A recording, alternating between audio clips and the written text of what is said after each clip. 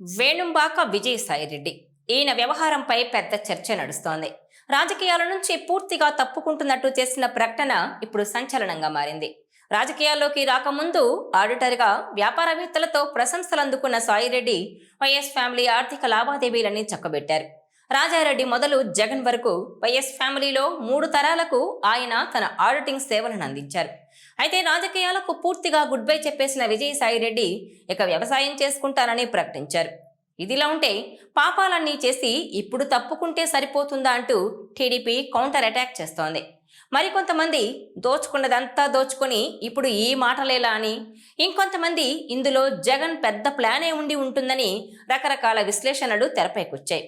అయితే అవేవీ లేవని, ఇందులో ఎవరి ఒత్తిడి లేదని జగన్కు వివరించిన తర్వాతే ఈ నిర్ణయమని ప్రకటించారు విజయసాయిరెడ్డి.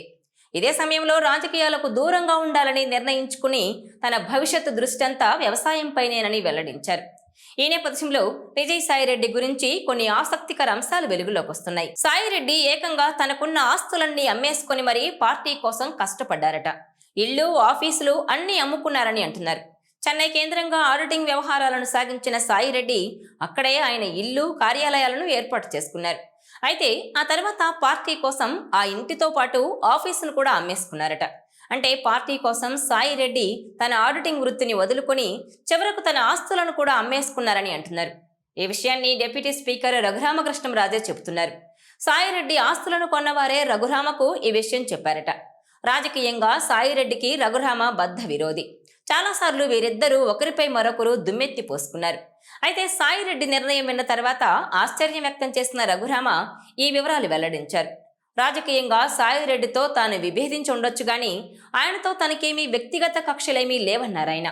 ఇదిలా ఉంటే తాజాగా వ్యవసాయం చేసుకుంటున్న విజయసాయిరెడ్డి ఫోటోలు వైరల్గా మారాయి. రాజ్యసభ ఎంపీ పదవికి రాజీనామా చేయడం, ఆ తర్వాత ఆమోదముద్ర పడడంతో వెంటనే రంగంలోకి దిగిపోయారు విజయసాయిరెడ్డి.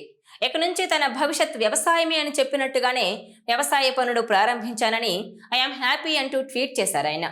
ఇందుకు సంబంధించిన పిక్స్ ఇప్పుడు నెట్టింట వైరల్ అవుతున్నాయి.